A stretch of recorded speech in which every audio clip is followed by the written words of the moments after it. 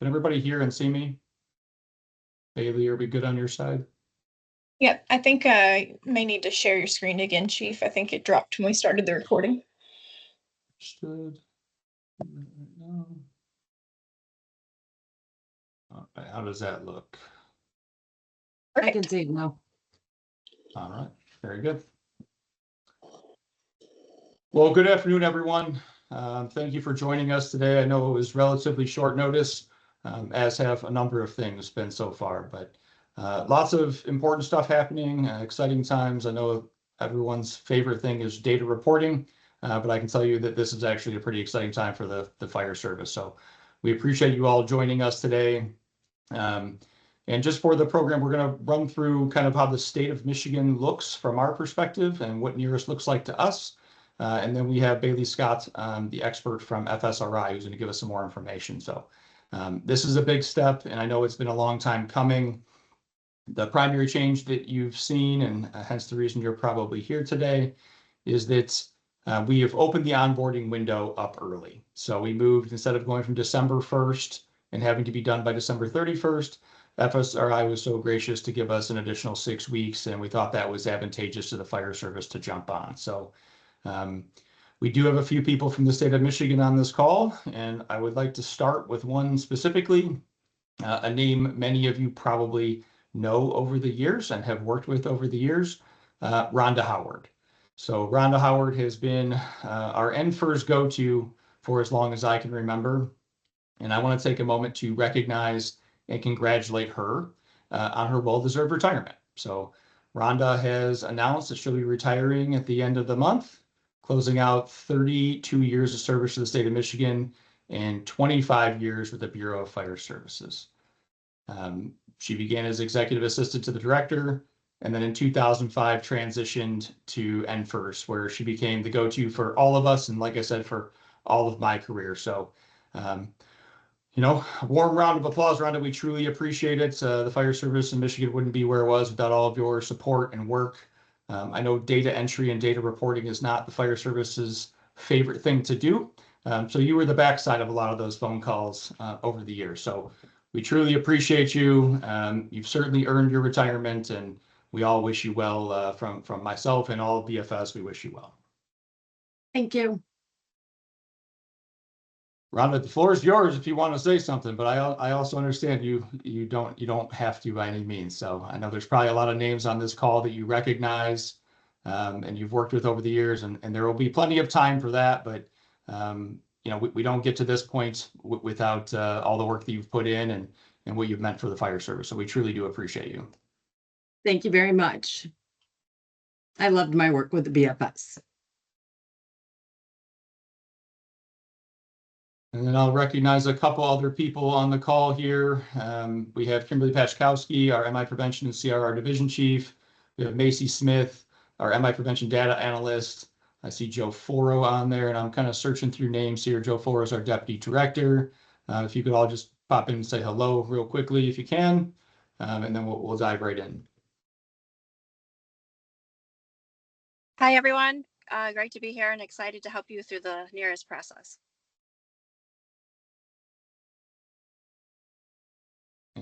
And lastly, and you'll get to meet her here shortly, we have Bailey Scott, who's a research scientist with the Fire Safety Research Institute, or FSRI. I've had some experience with FSRI over the years and truly believe that they're the tip of the spear when it comes to everything related to BFS, or related to the fire service, the research that's being done, the science that's come out, the practices and the changes.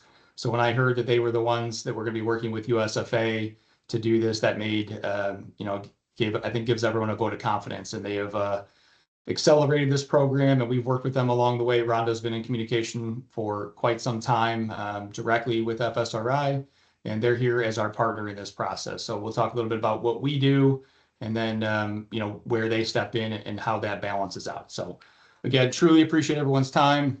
There is a Q&A function on this, so if you take a look at the Q&A, you can enter your questions in there. We will try to hold any hand-raising questions throughout until we get to the end. I think a lot of the questions might be answered by Bailey through the process. But if you have a question, please go ahead and put it in there, and we'll get you those responses. That's being monitored while we go through. So Without further ado, we will dive in, and just confirming, Kimberly, Bailey, Brenda, you guys can all see my screen, correct? Yes, sir. All right. Correct. So we won't go a ton into NERIS. What exactly is NERIS? This has been going on for a long time now. We can go into those details if someone has specific questions, but the reality is NERIS is replacing NFIRS. NFIRS has been around since the 70s, and the reality is hasn't really kept up with the times. So NERIS is that replacement where we're not just focused on fire, but we're focused on emergency response and the changing nature of how the fire service operates. And also bringing a new user interface to make things better for the fire service. So I'm sure we've all been trying to enter +1 codes or 321s or 700 series or whatever the number might be, and you're trying to fit a square peg into a round hole. And I think NERIS gives us that ability to adapt. So as we move into lithium-ion batteries and gathering information, this will give us that ability to do that. I am a huge proponent of data, and you'll probably hear me talking about that if you haven't heard me talk about it already. Huge proponent of data and what it does for us. The days of telling our constituents or our city councils or boards that if we don't build a fire station, that babies are going to die, or the fires double in size every 30 seconds, are few and far between now. And we have to be able to tell our story with stories, but also with data. And I believe that NERIS is going to give us a lot more of that ability. So this presentation we're going to walk through, you likely maybe already have looked through it. It is available in the letter that was sent out, which I assume a lot of you are here based on that and the links that are in there. And it is fully clickable. So if you click through any of these links here, it'll take you directly to the actual presentation. So, it's meant to be used after the fact. We will also be recording this presentation for later. So the biggest components are modernizing incident data typing using plain language, kitchen table language to reduce confusion, simplifying the values. And the largest benefit realistically, I believe, is that constant modernization or continuous modernization. So as things are identified, they'll be making changes and patches and corrections and addressing those needs to the fire service at large. So I do really truly look at this as a living system. And I think that's going to be the biggest value we have with the NERIS system. NERIS, are we required to report? Yes, we are required to report to what was NFIRS or what is now NERIS. The law doesn't speak to the specifics. It just says that one of the a mechanism, we have that ability to do that. So per 207, and failing to do so restricts you from funds. And again, if there are departments out there that are not interested or don't understand it, I'm happy to have that discussion. I'd like to learn more about why that is, and we can better navigate, how we close some of those gaps. But failing to report to NERIS will restrict you from federal grant access like the AFG. It also restricts you from state training funds as well. So we really need that information, and not just from our busier departments. We need it from our more rural agencies. We need it from all over the state to see the scope and the depth of what the fire service does across the state of Michigan, so we can help better advocate for you, regardless of where your department's located. And then a couple of functions here. If you're using eNFIRS, which roughly 30 to 35% of all state of Michigan fire departments are using eNFIRS, you can still report with direct entry to NERIS. Bailey will talk a little bit about that, kind of the second half here. And if you're using a third-party vendor, they'll link your data directly. And again, Bailey will touch on kind of the more specifics. I am not a tech guru, I'll be the first to admit. But I know that the reality is this will be much simpler to use and to utilize, and the benefit is you have your data available to you. So running through the timeline, we have kind of the first step here is gather your data. This is kind of what you need to know. This is when we were Region 5, which was Michigan, Wisconsin, Illinois, Indiana, Ohio, and Minnesota, was all to go live December 1st. Again, we took that opportunity to move that up a little bit to just buy everyone a little more time through this process. Again, through here, the links are clickable as well. You can register now. The next step of this process is sending your contact info to BFS. So as of right before the meeting, we had 240 departments 240 people had put contact information in for their organizational contact. So that will go directly to NERIS, and then you'll get an email back from them, and that onboarding process will begin. And we'll talk a little bit about that. We do have another webinar on October 22nd. That's going to be at 3 p.m. And then again, we would have hit our original onboarding date. Hopefully we'll have a large majority of departments on board before we even get to the December 1st date. And then a couple finals are the last day is December 31st. It's the last day to report to NFIRS. And then NFIRS sunsets. So NFIRS sunsets January 31st. In some discussions we've previously had with FSRI, there's some concern that NFIRS won't even last that long. So it's an antiquated system that needs updating, and the sooner they can get departments off of it, I think the better. And Bailey may touch on that. But this is a two-phase process, and as simple as I can possibly make it. Phase 1 is the onboarding process. You are not actually reporting incidents. You are providing data to FSRI to get you into the system, to get your account set up, which will have geolocation and all sorts of other additional information that you don't currently have now. Phase 2 is the reporting period. Everyone has to be reporting by January 1, 2026. NFIRS will no longer accept any new entries. However, you could begin reporting as soon as you chose to, once you are fully onboarded and ready to go. Our initial step here is to get onboarded as quickly as we can. Again, it does not mean you are required to report your data. I just want to clear up some confusion. There's been a lot of questions about that. We are not telling you that you have to report your data starting tomorrow. We just want each department to get onboarded and then begin to report data as we approach it a little closer. I'll have Bailey talk about this a little bit when she gets to her portion here, but we want to be very clear that your data is your data. Your department is responsible. So the state of Michigan plays liaison in a lot of cases. You are reporting your incidents. You are reporting what happens in your community. The data entry is, you can't have good data if you don't have good data being put in. Garbage in, garbage out. We've all heard that many times. This system is user-friendly, and I find it to be more user-friendly than what we've had with NFIRS. And if you're using a third party, the reality is a lot of that's going to be handled directly by them. So Bailey will talk a little bit about what that integration looks like versus using the actual online portals. But just a reminder that your data is your data. Yes, we will have access to pieces. We can see those things. We're looking for trends. We're trying to bring all that information forward. And then our goal is to provide that back to the fire service to see what it actually looks like. And then we can begin to target things from there, identify what needs we have, and try to build from that. So the first step here is getting prepared. Again, these are all clickable links within the documents. You'll see download your NFIRS data. So if you're using eNFIRS, we're recommending you download your data, whether it's monthly at this point as you go through, or up until that point where you're going to begin reporting to NFIRS. If you're using a vendor software, a lot of times they're going to maintain that data for you, but you need to have that conversation individually with your vendor. The downloading your data aspect, there's another link here which takes you to the NFIRS data warehouse, which will give you more information about how to do that if you're unfamiliar with that.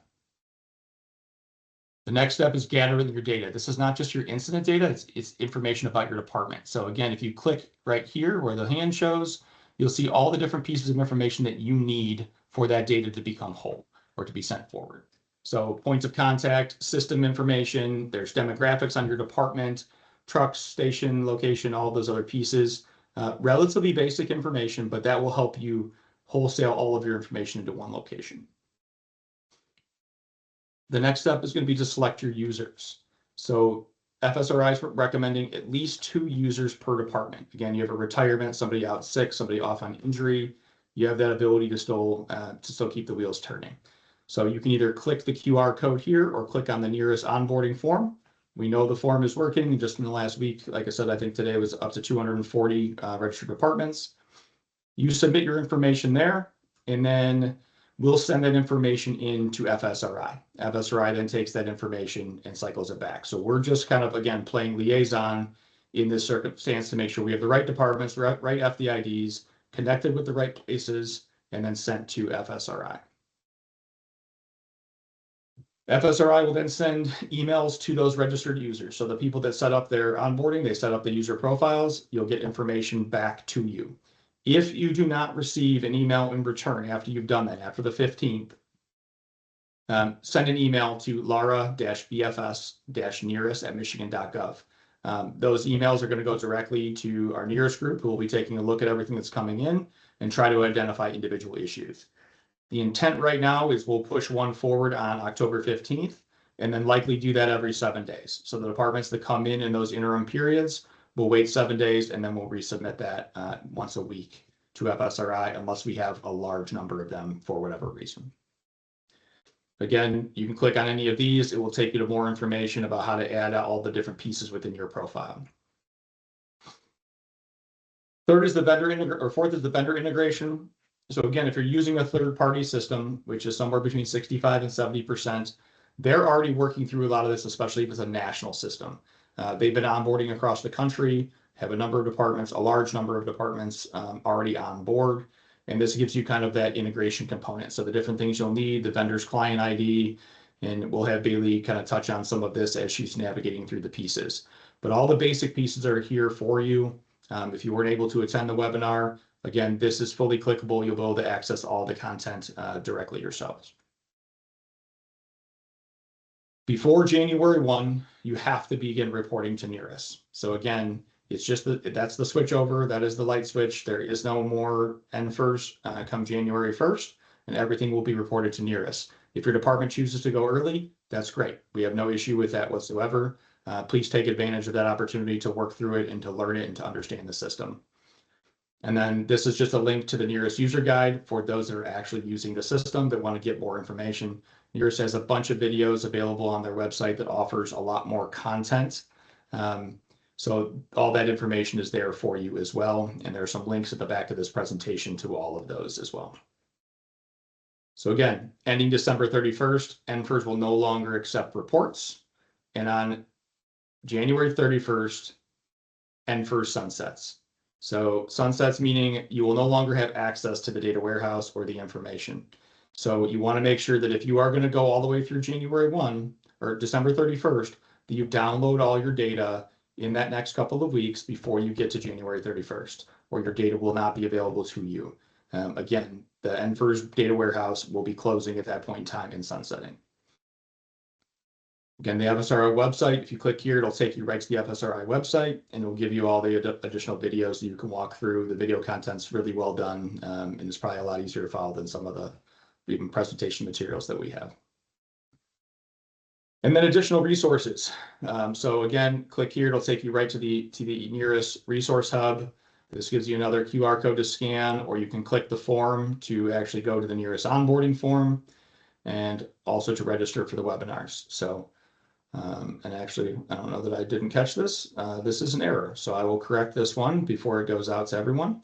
It is October 22nd from 3 to 4 p.m., not duplicated from here. So, and again, we'll leave those recorded. If we do determine that we need to have additional in the future, then we will absolutely do that, whether or not FSRI can join us or not. And then this is our NERIS help, the NERIS help page, their contact page, and then our BFS components. So we have our NERIS page, our NERIS email, and the contact number if you have NERIS related questions as we move forward. And then lastly, here is our link tree. So we have all of these. This is all the content that was already in the presentation. Click here, it'll take you to each or any one of those, and that'll be made available to you as well, along with the resource hub and the training. So everything in this presentation is clickable, and we'll make sure that everyone has a copy of that, and it will be posted live. It'll be posted on our website as well. Again, with specific questions that are NERIS related, you're going to go directly to the NERIS help desk. If you don't receive an email from FSRI, you're going to email us at our NERIS handle, and we'll try to make sure that we get you into the right position in the right place. In general, that's all we have from BFS. I think Bailey's going to cover a lot of that, but if there are initial questions now from the state standpoint, we can try to address that. A lot of the technical components we'll go through, and then we'll offer an opportunity for questions at the end of the presentation as well. Seeing none here, we will welcome Bailey Scott. Thanks, Chief. Awesome. I will hop into the actual system. So as Chief mentioned, on October 15th, you will get 2 emails. The first will give you a temporary password and say, welcome to NERIS. And it will have a link where you can go to log in with that temporary password and set a permanent password. The next email doesn't require action. It's just letting you know that we've added you to a fire department's membership. So you'll see here under my memberships, we have FSRI Fire Department. We are not a real fire department, although we do burn a lot of things up in Pennsylvania. If you ever come to one of those, they're fun. But we are not real. We just have a test department in here for demo purposes, but you will see any departments that you were a member of. If you're an administrator for multiple departments, you will get multiple of those secondary emails telling you that you've been added to that department. Once you log in, this is what your screen will look like. You'll see your name and email address. You can edit these if you need to. If you put your full legal name, you go by a nickname and want to put that, that's totally fine. And then your email address as well. And then you'll see your departments. I can click on my department page here and it'll show me my department. If a boundary is loaded, it will be here. If it's not, that's okay. I'll show you where you can add a help desk ticket to get your boundary updated. I will say that is a help desk ticket, but I'm a little behind on those. So give me a little grace on those tickets. Don't go calling Chief Hughes for every single one of those if we're not responding quickly. We're working on them. I promise they do take a little bit of time to get all of those boundaries up to date. But yeah, I can click edit here and I can see any of my department's information. So you'll see your general information, where your headquarters is, mailing address. You can edit any of this that's been preloaded in. Your jurisdiction, and then if you need help updating your boundary, if it's not correct, you can click this. We do ask that you attach a shapefile. To get a shapefile, you can usually either go to the county or city GIS or 911. Sometimes we'll have those shapefiles for you. It comes in a zip folder. We'll need that full zip folder to be able to update your boundary. You can then select what services you provide. So what type of firefighting, hazmat, search and rescue, what type of EMS services that you provide, details about your shifts and staffing, and then your dispatch information. There is a link here to the FCC registry of PSAPs. If you don't know yours, that'll tell you the code. And then you can put in all of this information, your CAD, RMS software, and then any assessment information that you may want to add. At the bottom here, there is an attestation that says, I certify or verify that my information is correct to the best of my knowledge. Once you click that, it goes away. So we have already clicked that in one of our webinars and it is gone. That just lets us and the State Fire Marshal's Office know that you've gone in here and updated your data and that the data is correct. It's not just what was preloaded in. Once that's done, you can click submit. Then you can add your stations. So when you add stations, you can see them on a map, but you can also go here and edit them and add any apparatus that are housed within that station or that serve out of that station. So you'll see here, we've got some different types of apparatus with different unit names and minimum staffing. 3 of them have dedicated staffing. You'll see the unit ID number over here as well. Now, if you have an RMS, the first thing you're going to want to do is after you edit your data, you're going to go to this enrollments tab and you're going to enter in your RMS enrollment ID. That RMS ID is given to you by your RMS company. It's a really long string of characters that's usually sent in an email. I know that most of them have it housed within their resource hubs, within their online portals. And it's a really long string of numbers and letters and things with dashes in between. That is what connects your NERIS node to your RMS vendor. Once you enter that in, your NERIS node is connected and you don't need to do anything else to begin reporting from the NERIS side. You'll just need to configure anything within the RMS itself. You can also click the users tab and you can add any users to the organization. So you'll see some of our my coworkers here at FSRI. To do this, you click invite, put their email, their first name and last name, and then click invite, and it will trigger the same email that you got originally, letting them know that they've been added to the department, and it'll give them a temporary password to be able to log in. There are 3 types of roles that you can give each of the people within your organization. You can click this I next to the role, and it'll pull this box up that explains what permissions each of those roles give. Before you add that person, you can assign that role. You also want to make sure you activate their user membership. You can also deactivate somebody. So if they're no longer a member of your organization, or maybe they've gone inactive for a little bit, you can deactivate them, which will not give them access to your department, but then you can reactivate them as well. Bailey, would you put all your department personnel on this, or would it be just the primary users? Yeah, if you have a great question, if you have an RMS, Typically, you don't need more than 5 people in here just to be able to do administrative tasks like exporting out different things, viewing dashboards within NERIS, etc. If you have direct entry into the system, anyone who will be logging an incident will need an account. Very good, thank you. Yeah, if you go back to your account and click on your department, you'll see there's a few tabs here. One station, so I can click on any of these stations and see a map of that station and more information about it. The next one is an Insights tab. This gives you information about your incidents and about how your department's call volume is fluctuating based on hour of day, day of week, etc. Mine's going to take a second to load and it's very confused because ours is zeroed out, but you will see incident data in here after you run some incidents. We, of course, do not respond, so there's no incidents in here. But you can see here, it does like incident count by day of week. You'll have a map of your incidents and any of the incident details will be here as well. Then you have your incident list. So this has a list of all of your incidents. Even if they're submitted through an RMS, you'll still see the incidents within NERIS. That can help you confirm that they have been sent over to NERIS and that we have them if you ever need to validate that the data flow is working, especially at the beginning when you start submitting, you can sort of see them in both places, both the RMS and within NERIS itself. If you perform direct entry into infers right now or e-infers, you will need direct entry into NERIS. That is a help desk ticket for us to turn that on, and I'll show you that here in just a moment. But what that will give you is this log an incident button.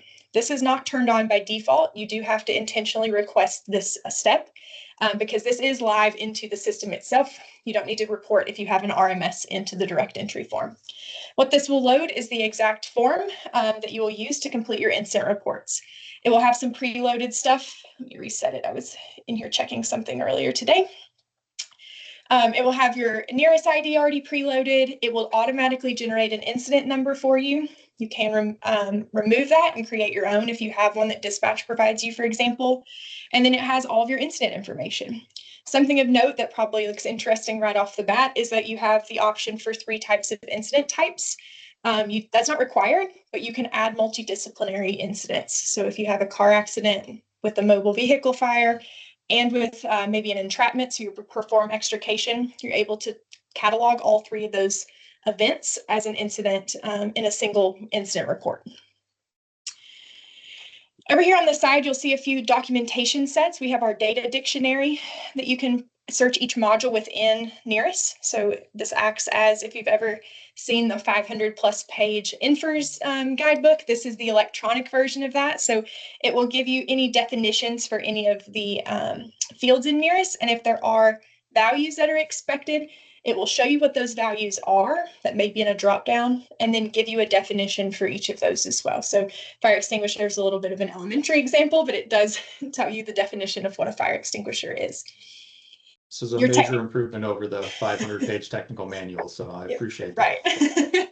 Yes, it's not decoding the infers manual via control find, right? So our team's done a really good job to that. They're also adding some tactile search capability. So for example, if you have something, just a keyword that you want to search, that is soon going to be supported. I saw a little test of that this morning and it's pretty cool. It will search actually all through the data sets and all through the entire system to see if that word relates to any specific field or value. There's also some technical references as well. Goes through the data schemas. If you're ever really wanting to get nerdy, this is where you do it. This goes into all the technical documentation for NERIS. And then this is a little bit of a less nerdy guide. This is the user references for you as well. So that gives you some more user-based materials.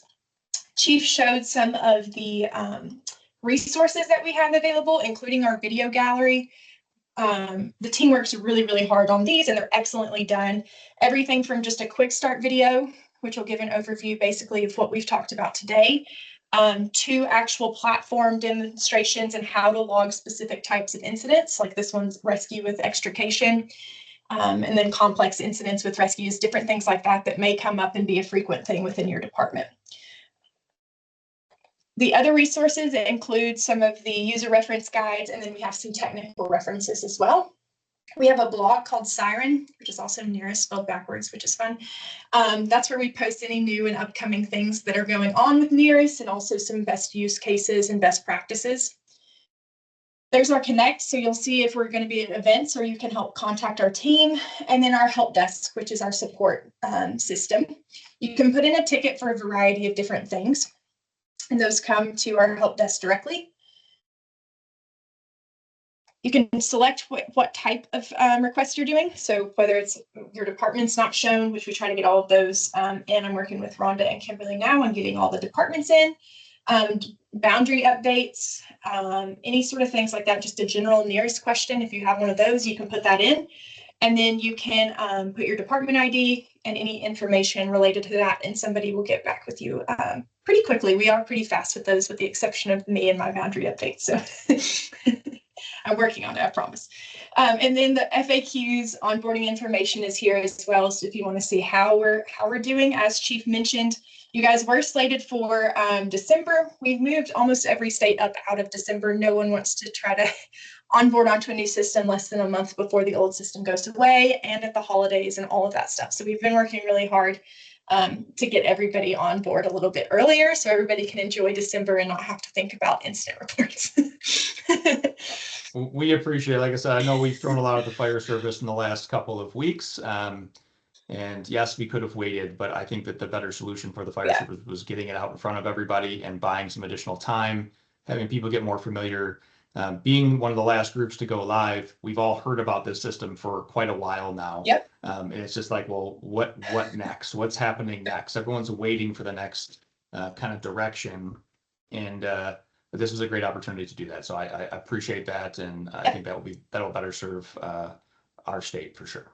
Yes, I agree. I think that everybody's been a little eager to get on, and I totally understand we're eager to get everybody in the system as well. So I will say, to Chief's point, don't freak out too much about the timeline being moved up. As he mentioned earlier, you are not being expected to report early now. If you had planned on already a date with your RMS vendor or whatever, that's fine. We aren't trying to rush you in any means. However, once you onboard, you can start reporting. Those are two separate processes though. We want you to onboard, sort of get your profile set up, get the users in, connect to your RMS through that, like the enrollment ID, get all of that administrative stuff done, and then start reporting when it works best for your department, whether that's through training all your firefighters how to use the new system, or using the direct entry system right into NERIS. I think that's about all I have to show. That's the system in a nutshell. We'll open it up to questions now, Chief, if that's okay, or if you want me to cover something else. No, I have two, just kind of to reiterate two different points. So the departments that are working that do not have a third-party vendor, once they onboard with NERIS, they need to reach out to you. And I know we talked about having a list of those departments or providing them to you, which could change a little bit. Because your login incident on the left side of the screen there, that is their mechanism to report, correct? Right. And they can report through any mechanism, through cell phones, through tablets. It doesn't make a difference as long as they have that access to the site, to the site, correct? Correct. Yeah, it does support mobile friendly entry. Okay. So the login incident is solely for those departments that do not use a third-party reporting system. Correct. For those that do use a third-party reporting system, they're working directly with their vendor, and every incident as it comes in is immediately being ported directly into NERIS. Is that correct? Is that daily, weekly? How does that work from a NERIS standpoint? Yeah, it depends on the vendor. That's a really good question. Some of them send as soon as the update's made. So as soon as submit is hit by the fire department, that goes ahead and sends to NERIS. Others are batch loading them. So that's a good question because it varies a lot by the vendor, but so far we've seen they're doing it pretty quickly, which is nice. So that's something to check with the vendor about push frequency. And we do have a couple questions in here right now. I'll just go ahead and read them off. Will there be reports that departments can run directly from NERIS? So if they're using, whether they're using the system or not, I guess I would ask that question. If they're using them as if they're using a third party, they'll have third party reports, but can they still run NERIS reports? And then for departments that are direct entry, do they have reports that they can run? Yes, to all of those. So we're increasing what those reports look like as well. We are expanding our dashboarding section, which is insights right now. So you can expect to see increased functionality out of that, but you can currently export your incidents from that table within that instance dashboard I showed earlier. That will continue to grow and evolve, especially within the next like 4 to 6 months. That's going to look quite different. So in a good way, we're going to have a lot more export capabilities and analytics that are added to that. Okay, very good. A couple more here. If a department's using a third-party software, should they still download their data from NFIRS for data integrity?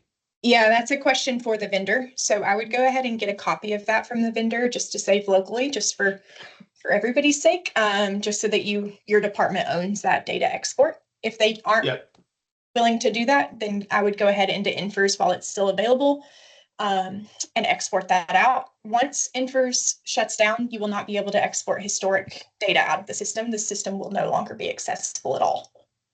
And I would just agree that we would recommend you download your data at least annually from NFIRS regardless, in case you end up with a different system. So you move to a different vendor or something along those lines, you want to make sure you have access to that information.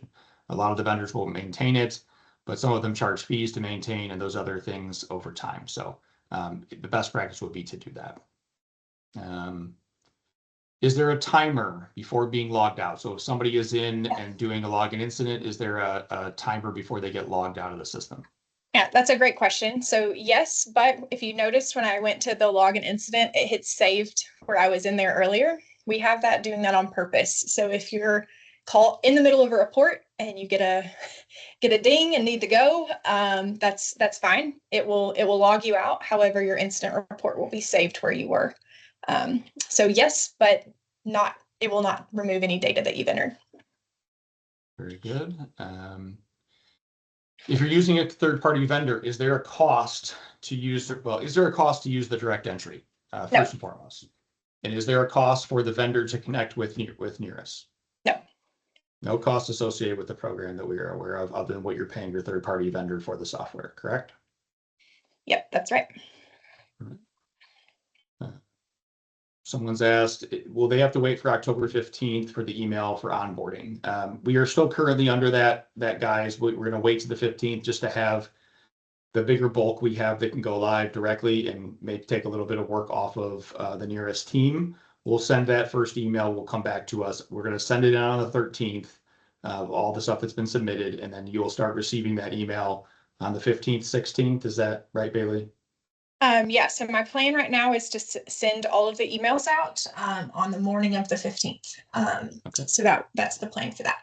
And if your department is not, if you're in NERIS and my department's not there, don't worry. Rhonda and I are actively working on it. We were on the phone about 30 minutes before this call, working on getting any departments that are missing from the system added to it. So that will be all taken care of before the 15th.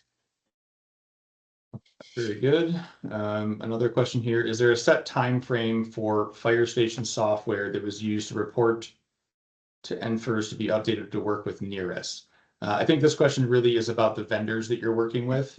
So you already have, I want to say it was 100 and some odd vendors on board with you, or I may be undershooting that. Not quite that many. I'll show which ones have been badged. So we have a two-step process for our integration partners. The first is to get badged. So these are all the ones that have been working on the API. We try to update this weekly, so it's updated. I think it'll be updated tomorrow, actually. So these are the ones that are in there right now that have been actively working on submitting data. That does not mean they're actively reporting yet. That just means that they are actively working on it and have completed our integration partner steps to be badged as an integration partner. So it depends on the software. I would ask them what their plans are. And if you need additional help, put in a help desk ticket and ask, and we'll try to connect with them and see where they're at in the process. Does NFIRS data get migrated back to the new system? And I believe I already know the answer to that, which is no. The NFIRS data is not. It is a start fresh with NERIS moving forward.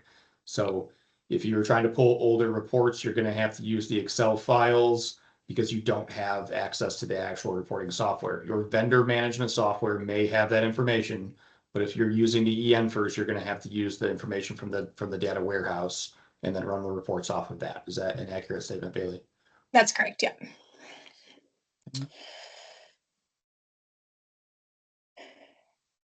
Do we I need to see. still upload to NFIRS if we start uploading to NERIS? And the answer to that is also no, correct? It's one or the other. The minute you turn one off or you turn one on, you can turn the other one off. We just need the singular report.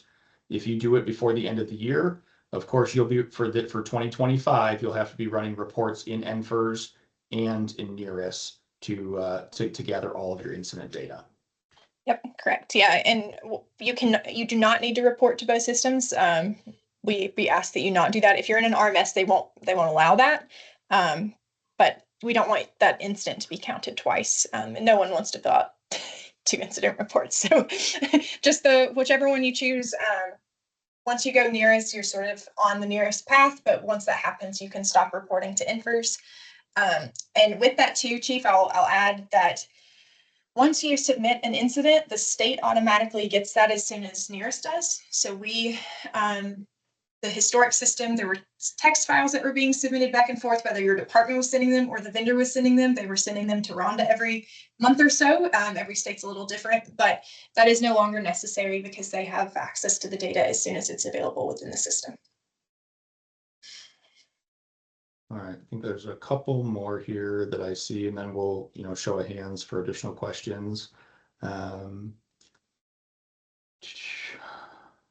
Will the Department Insights tab show us the details for respond to another jurisdiction for mutual aid? How does mutual aid work with the system? Yeah, that's a good question. So there's some added mutual aid functionality that includes, there's three types of aid that can be given. There's mutual and automatic aid in lieu of. So if you were responding because the other department can't. So let's say there's a volunteer agency that all the volunteers work, day jobs and there's no one there to go on the call. If you are going in lieu of them, you can report that. Or if you were acting as a department. So if you have a department that, for example, is out of a station for a funeral and you're backfilling that station, you can report that you are acting as that department and responding as that department. And so we are working on some different dashboards that show mutual aid stuff. There'll be more reports coming out related to that. The system now is innately geospatial. So we saw the boundaries. There's points being placed on maps for incidents in the direct entry form now, rather than just typing out addresses and it not being spatial like in the old system.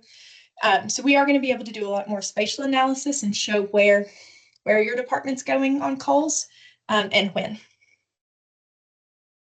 And the reality, I think what this is doing is a lot of departments have been trying to find some solution to that. Maybe their reporting system didn't provide it, or they were using NFIRS. They were taking Excel spreadsheets and trying to put them into Google Maps, or maybe you got with your tech support and had an FSRI map that was created or something along those lines. You'll have an actual dashboard now where you'll be able to see that information, not just the data and the tables, but to visualize the actual information. So I think that's a huge asset to this, using the geospatial components of it. Yeah.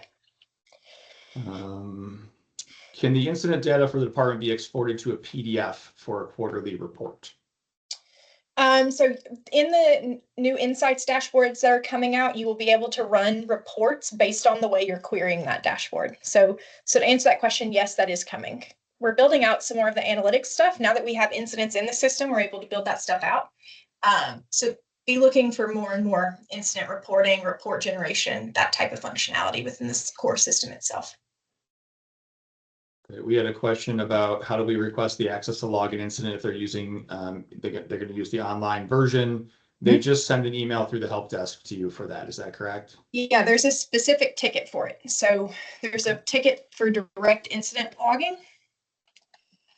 And the help desk team knows that Michigan, the State Fire Marshal's office, is letting you guys roll as soon as you're ready. So you can just go in here and request direct incident logging. And it will go from that. I'm trying to find where is it? I can put it in the chat here in just a second, but there is a specific help desk ticket for incident reporting. And just so everyone's aware, we are also trying to provide some of that information to FSRI and to the NERIS team when we have it, when we know the departments are reporting. But we know that that's likely not 100% accurate based on the information we have as it comes in monthly, or a department switches over or makes the transition to a third party. Yeah, and that is actually, when you go to the help desk, there's an incident reporting tab, and then contact us, and then there's request direct incident logging. So that's its own help desk sub-ticket. Looks like we have some, I'm working through the list here. It's moving relatively quick, so give me 1 second here. This question is, well, there's one here. So if departments use a medic engine jump rigs, how do you designate the staffing in that FSRI site? So I know that one, you had designated staffing for some of those roles. We have a lot of departments that are jumping back and forth between an engine and a rescue. How would they give an example of how that would work in other municipalities that have been using the system?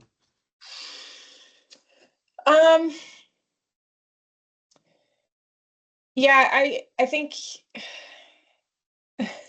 let's find out more information on that, and I'll get you a direct. I don't want to tell you wrong. I think I understand how it's happening, but I want to make sure that I get the right answer. So, and just so everyone's aware, all of these questions that are on here, we'll try to integrate them into future into the future webinar. We'll also put some frequently asked questions and try to address them where we can.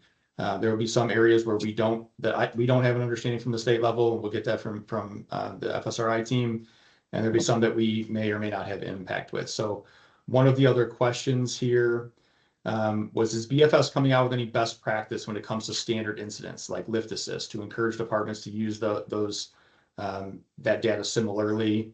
You know, some departments consider lift assist a medical, others consider it FD service, county medical control. The short answer to that is I don't have that answer. As of right now, that was not the initial plan. That's some discussion we can have with FSRI.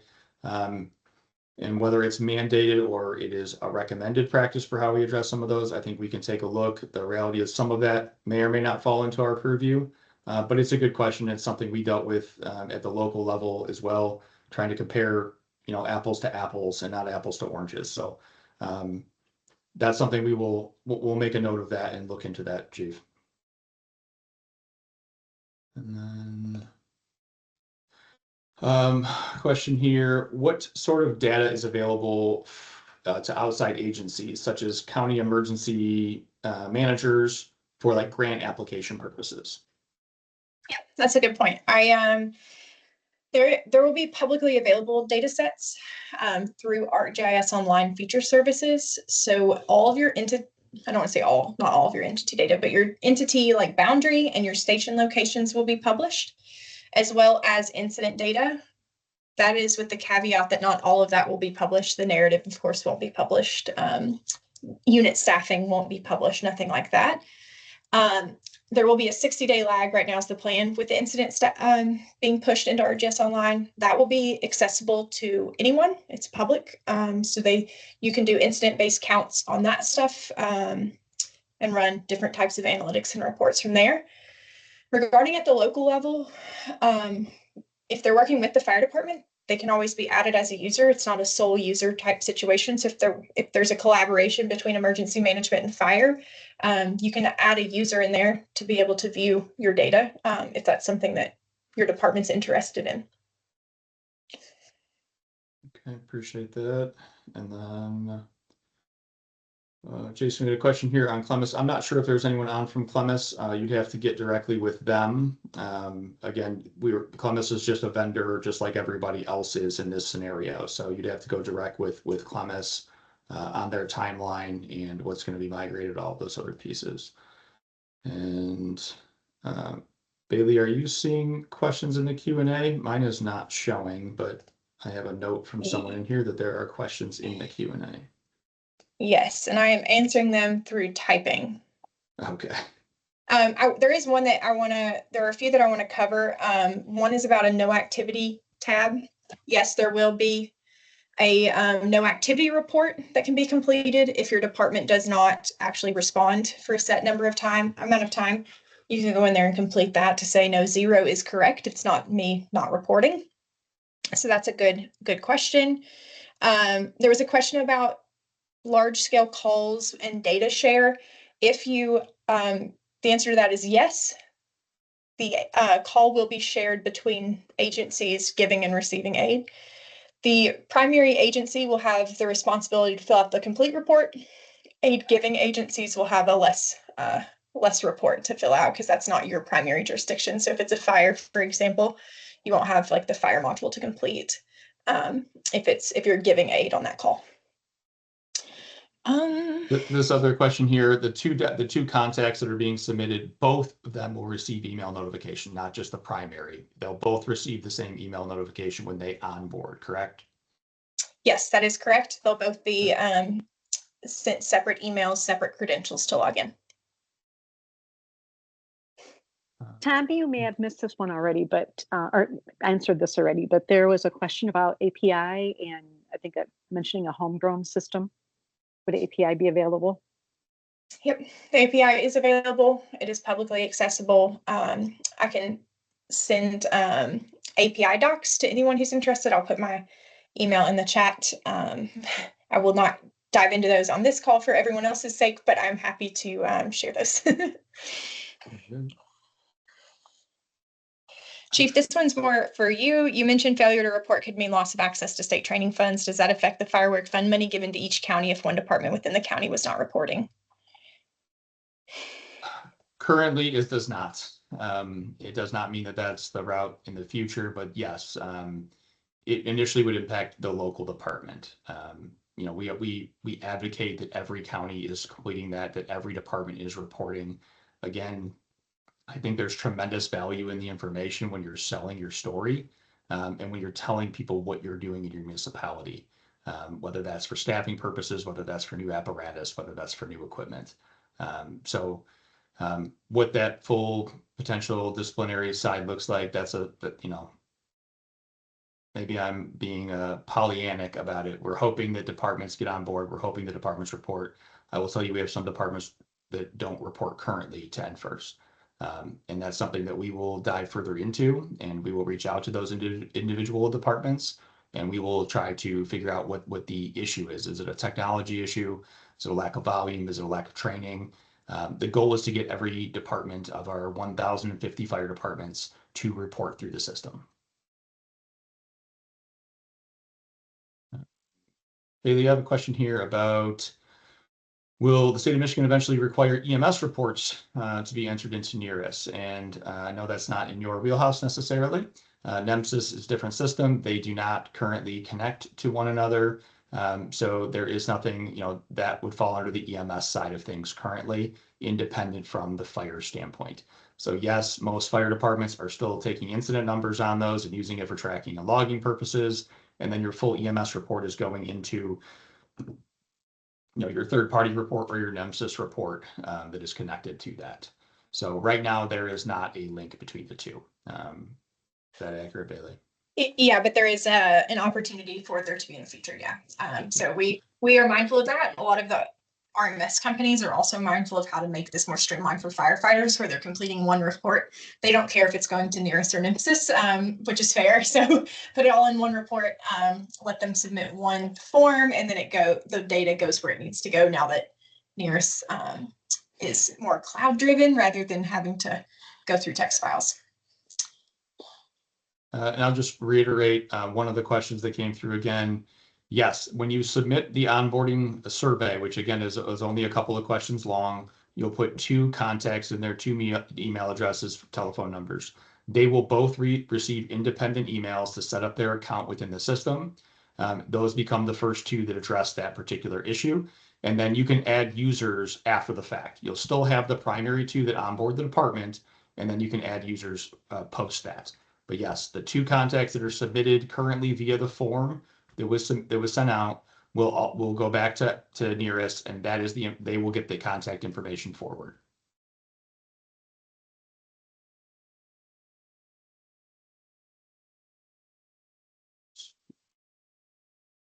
Bailey, I think you froze up, or maybe I did. I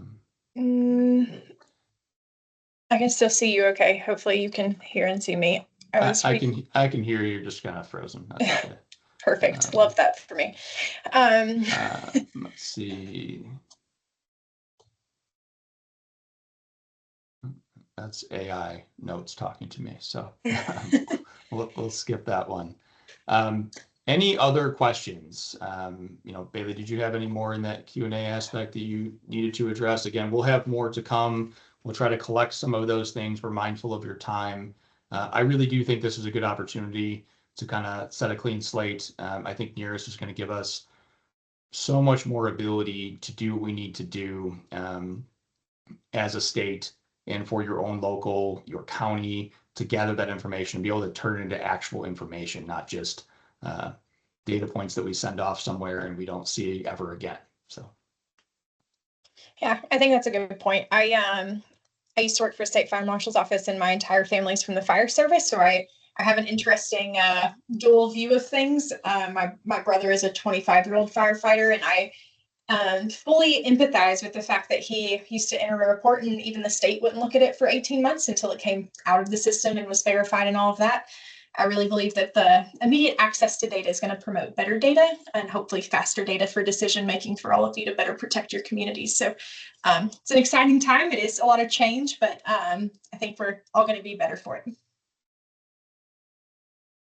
If there are not additional questions, I just want to say thank you, Bailey and the FSRI team. Again, I think this is going to be a really, really high quality product. It's going to make a huge difference for the fire service. We look at our MI prevention program, which is our community risk reduction piece. Each department has a community risk reduction piece, and you'll be able to take the information in here and actually be able to do something with it.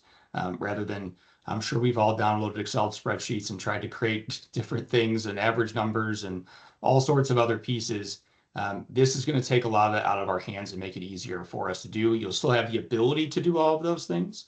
But for the general department that doesn't have, the IT support or the big tech team or the huge administrative division, you'll have a lot more access to information. So, Bailey, I truly appreciate the time, and the BFS team. Again, I appreciate all the involvement in getting this moving so quickly when we had that opportunity.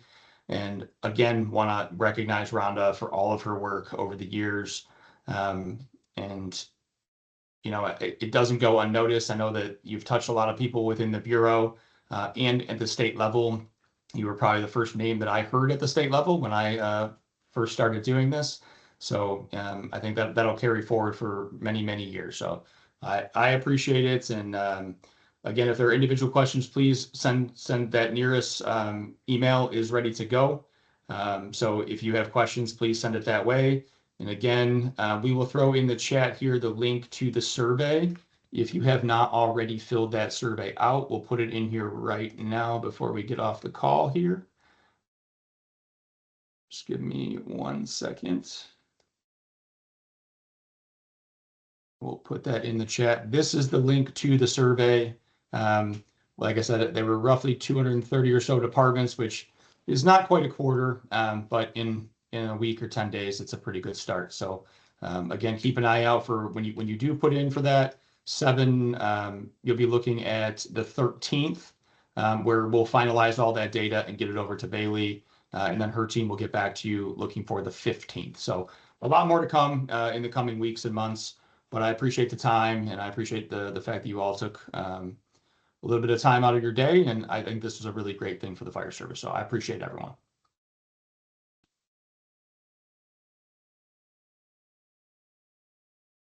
Thank you all.